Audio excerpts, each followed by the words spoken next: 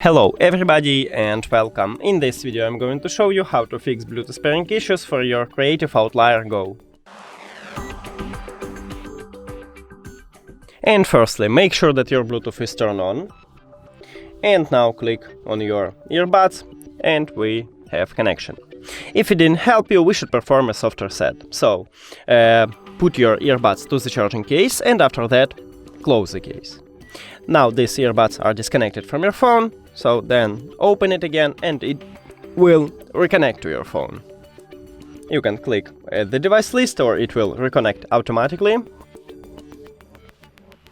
Here we go. If it also didn't help you, we should remove and add this earbud. So click the information icon or settings icon if you have Android, forget the device. Forget device. Also if you have Android, click pair new device.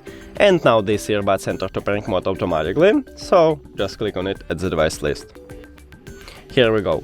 But if all of these methods didn't help you, we should perform a hard reset. So put your earbuds to the charging case and after that press and hold this connection button for at least 8 seconds.